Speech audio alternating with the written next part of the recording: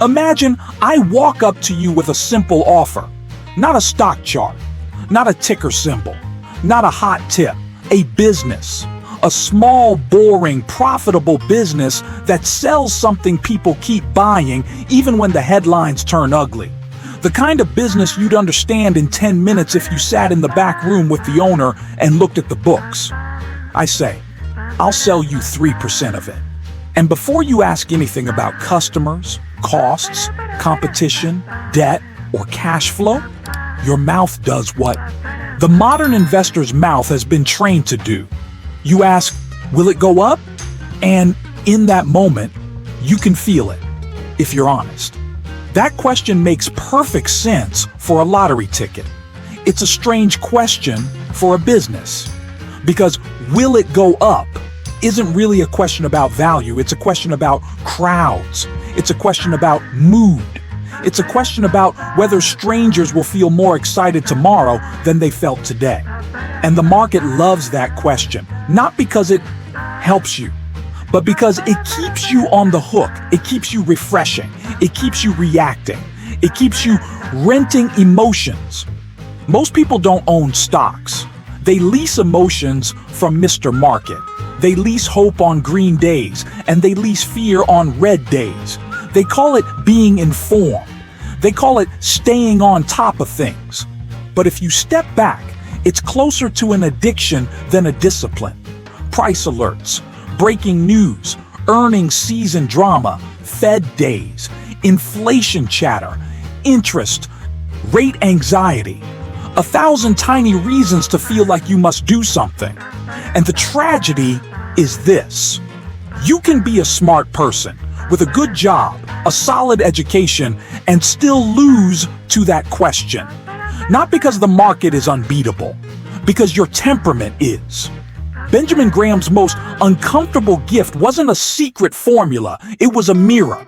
He forced you to look at the moment you confuse investing with speculation. He forced you to notice the difference between owning a business and betting on a price. So let's do something today that feels almost too simple. Let's take that question, will it go up, and put it in its proper place. Not as your first question, not as your main question, as a question that comes after the only questions that matter. Because once you start thinking like an owner, the market doesn't get to hypnotize you with motion. It has to negotiate with you on value. Here's the first hard truth. The stock market is the only place where people behave as if a business becomes a different business every time its price changes.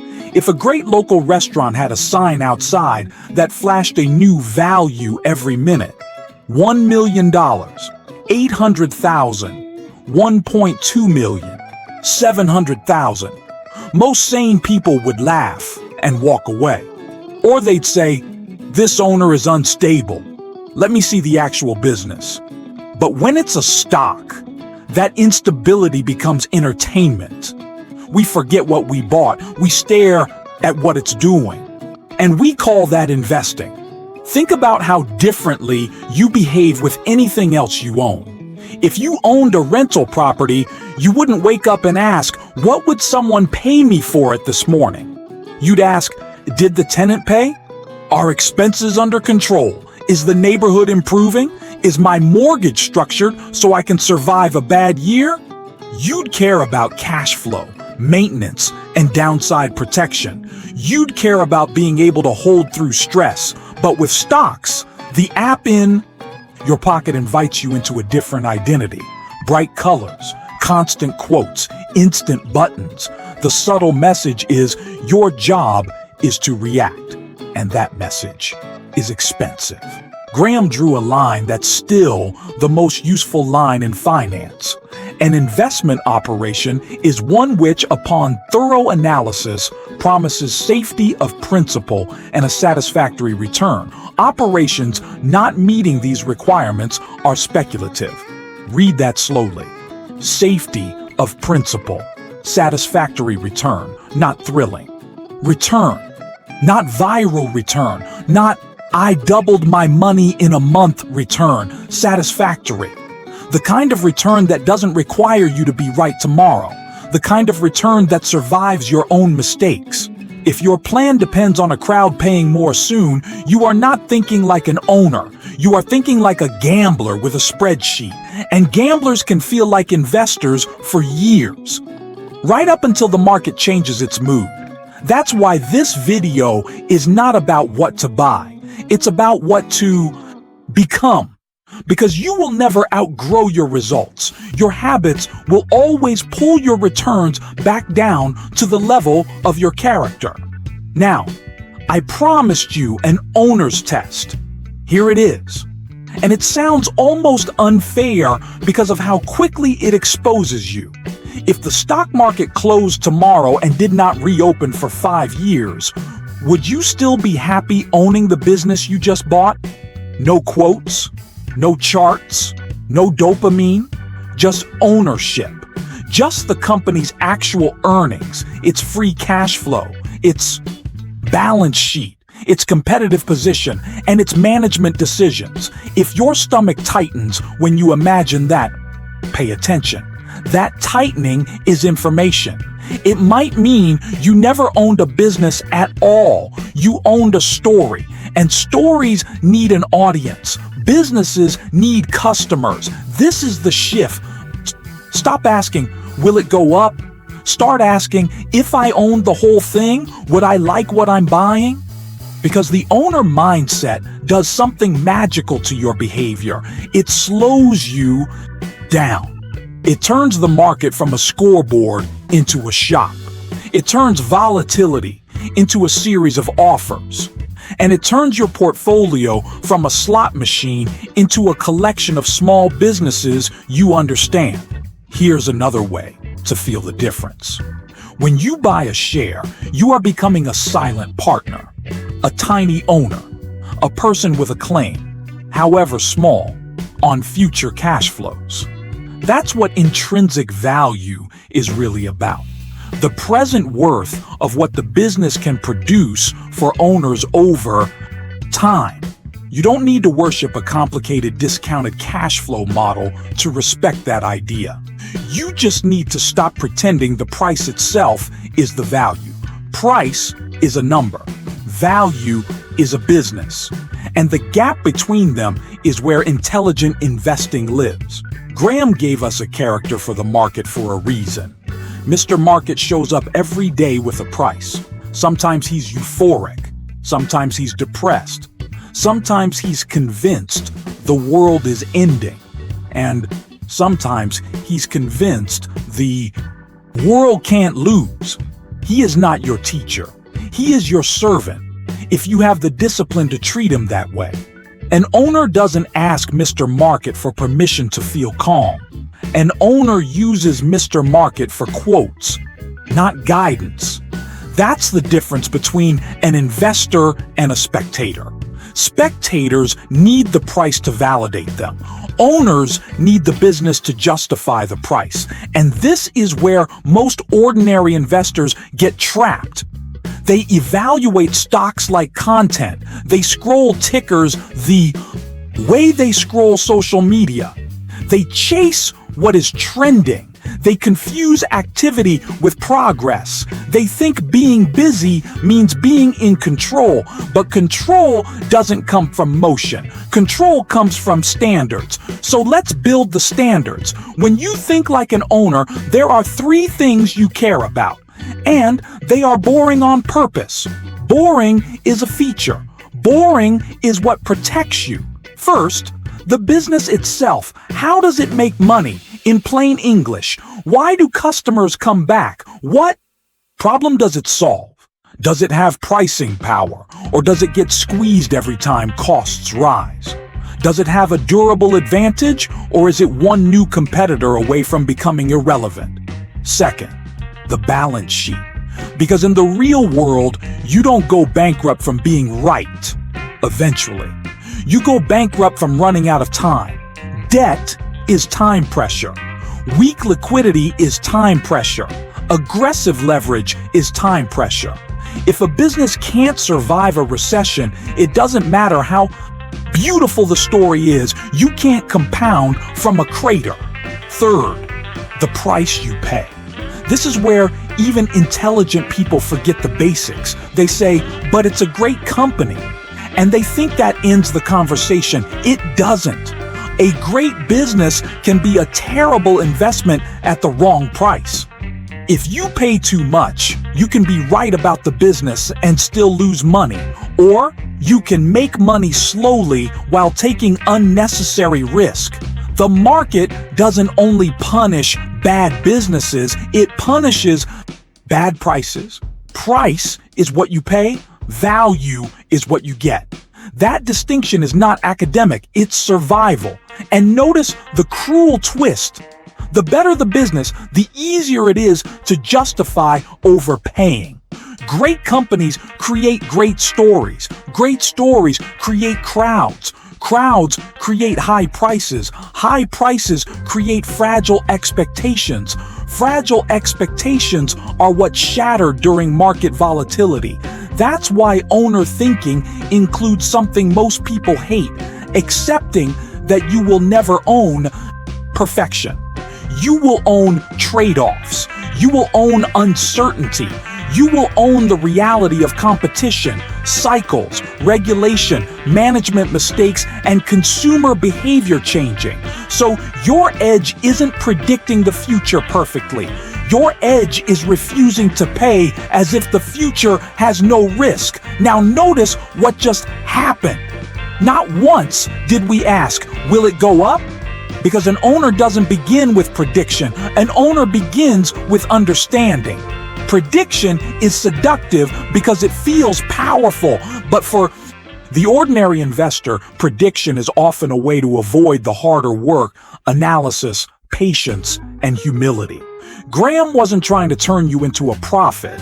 He was trying to turn you into a realist. He wanted you to stop needing certainty and start demanding safety. That's margin of safety. Most people think margin of safety is just a valuation trick, a percentage, a discount. But it's deeper than that. Margin of safety is the space between you and regret. It is the extra strength in a bridge that keeps it standing when the wind is stronger than the engineer expected.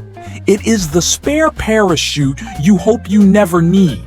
It is the reason your financial life doesn't collapse when you make a normal human mistake. And you will make mistakes. That's not pessimism, that's math.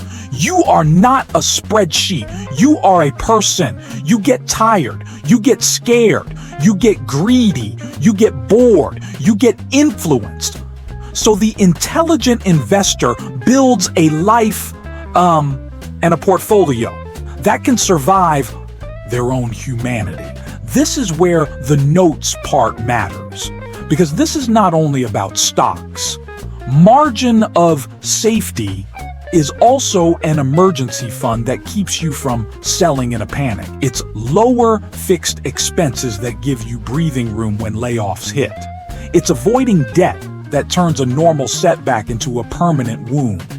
It's not building a life where one bad month forces you to liquidate long-term plans at the worst possible time. The market doesn't only punish ignorance, it punishes fragility. Here's how the owner mindset changes your relationship with volatility. When prices rise quickly, the crowd screams, "Opportunity?" The owner asks, "What changed in the business?" Sometimes the business truly improved. Earnings grew, cash flow strengthened, competitive position widened. Sometimes the price just ran ahead of reality, powered by narratives and liquidity and the human love of exciting stories. When prices fall, the crowd screams, "Danger!" The owner asks the same. Question: what changed in the business? Sometimes the business truly deteriorated. Sometimes the balance sheet became fragile. Sometimes management made value destructive choices. And sometimes nothing meaningful changed. The price fell because Mr. Market got scared. And fear is loud. Price shouts. Value whispers. If you train yourself to hear the whisper, you stop being whiplashed by the shout. This is why so many people say they want to be long-term investors, but their behavior looks like short-term traders. They check quotes at breakfast. They check again at lunch. They check again before bed. They can't tell you the company's debt maturity schedule, but they can tell you the stock is down 2.3% today. That is not ownership. That is surveillance. And surveillance is exhausting. Owners don't need to watch every minute. They need to know what matters. So let me give you a practical owner's checklist without turning this into a tutorial that feels like homework. This is not about building a 40-tab spreadsheet. It's about building a filter in your mind. Ask yourself, are the earnings high quality or are they engineered? Do the profits turn into free cash flow or do they evaporate when you look past the income statement? Is the balance sheet built for survival? How heavy is the debt? How strong is liquidity? Could this business endure higher interest rates, weaker demand, or a recession without begging the market for capital? How does management allocate capital? Do they reinvest at attractive returns on invested capital? Or do they chase empire building? Do they issue shares casually, diluting you while telling you they're growing? Are buybacks thoughtful? Or are they done at peak prices to create the illusion of confidence? Is the business cyclical or resilient? If the economy slows, what happens to customers, pricing, and margins? If costs rise, can the company pass them through? And finally, the question most people try to skip: what expectations are embedded in the price? Because the market doesn't price reality. It prices expectations. A stock can be a great company and still be a bad investment if the price assumes perfection. When you pay for perfection, you leave no room for ordinary life. And ordinary life is where most of the future happens. Here's a quick mental shortcut that saves people from a lot of pain. If you cannot explain in simple words how this business makes money, why customers stay, and why it will be financially stronger in 5 years, you don't own it. You're just watching it. And if you want a simple practice that makes this real, do what owners do. Write a short ownership memo. 1 page. No fluff. Why does this business deserve my capital? What could break the thesis? What would make me sell? What would make me buy more? What range of intrinsic value feels reasonable under conservative assumptions using normalized earnings and cash flow? Not best-case dreams. That memo becomes your anchor. When the screen turns red, it reminds you that your decision was based on fundamental analysis, not on a mood. It turns panic into review the facts. And remember, thinking like an owner doesn't mean thinking like a fanatic. Owners respect uncertainty. They size positions so a single mistake doesn't define their future. Diversification, patience, and cash reserves are not signs of weakness. They're the tools that keep you from becoming a forced seller when opportunity finally shows up. Now, if you're listening carefully, you might be thinking, okay, but what about timing? What about catalysts? What about momentum? What about the fact that some people do make money trading? Yes, some do, but understand what game you're playing. If you are trading, will it go up? Is the job description? You are making a bet on near-term price behavior. That can be done with skill, discipline, and risk controls. It is still speculation. Graham was not insulting speculators. He was warning investors not to pretend they are something they are not. The danger is not speculation. The danger is hidden speculation. Speculation wearing the mask of long-term investing. The danger is calling a bet a position. The danger is saying, I'm in it for the long haul, when what you really mean is, I hope it rebounds soon so I can feel smart again. If your peace depends on a stock going up soon, you didn't buy an asset. You bought anxiety. An owner doesn't need excitement. An owner needs endurance. Endurance is what gives compounding time to do its quiet work. Compounding is not flashy. It doesn't go viral. It doesn't make good screenshots. It looks boring. Then suddenly it looks brilliant. But only if you stay alive long enough to let it happen. This is why Graham's world is so different from the internet's world. The internet rewards urgency. The market rewards patience. The internet rewards certainty. The market rewards humility. The internet rewards stories. The market rewards fundamentals. And the modern investor is being pulled in two directions at once. On one side is your future. Retirement, financial independence, a life with more freedom and less fear. On the other side is the feed.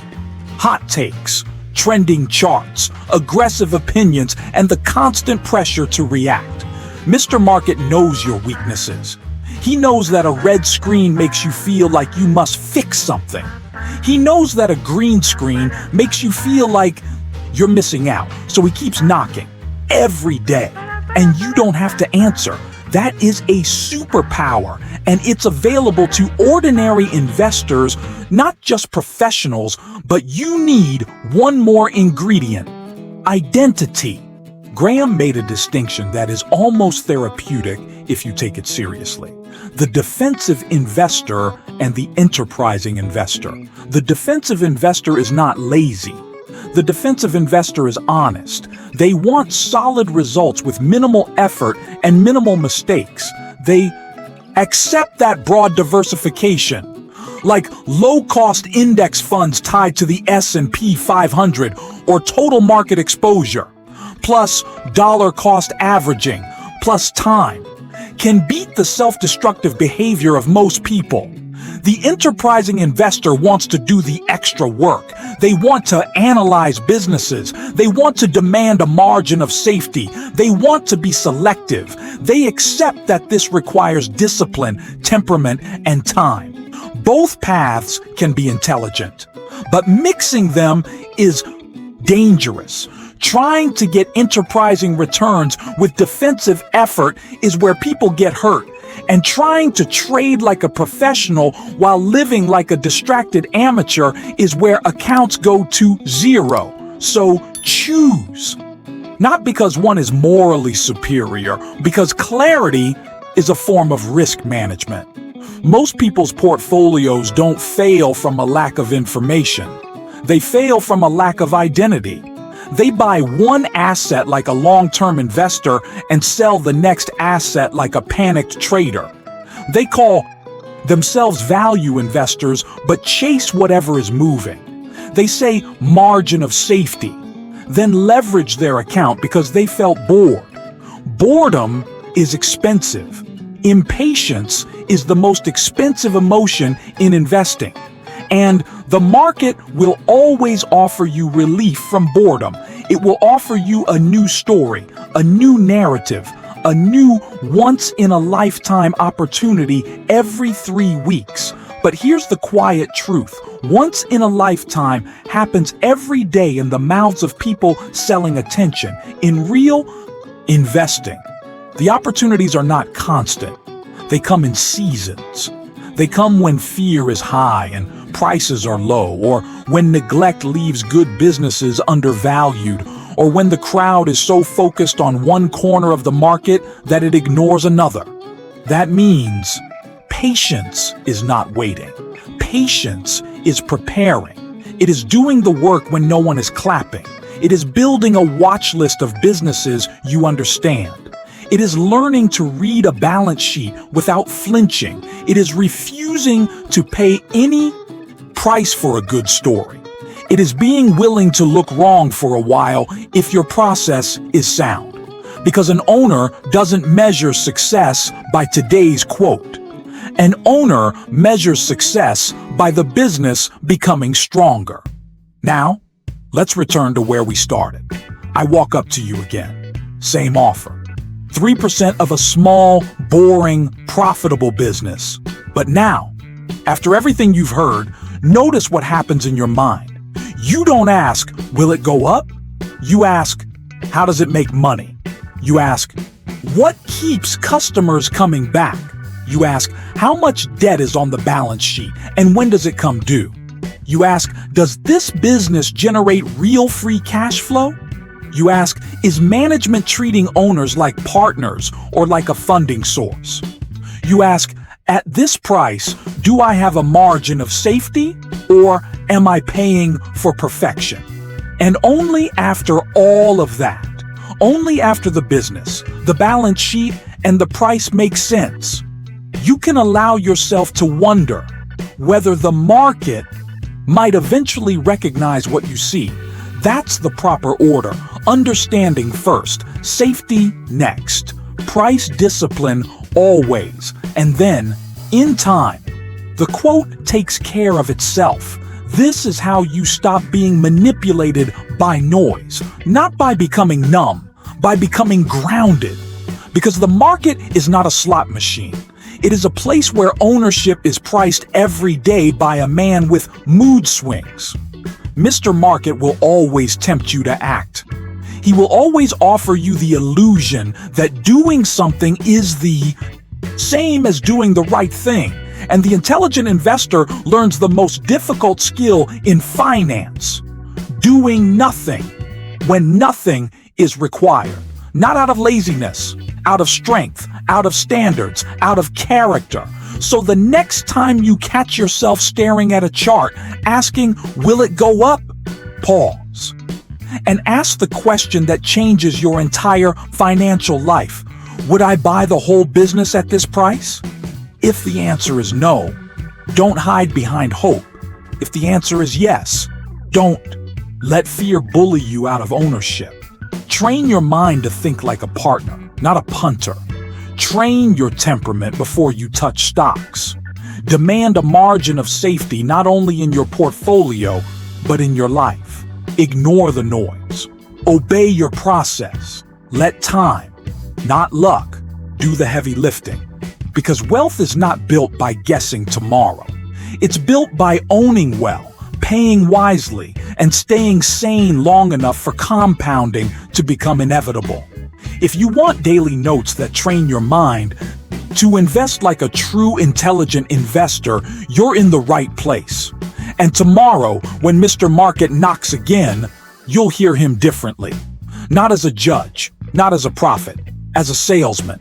And you, finally, will be the one setting the terms.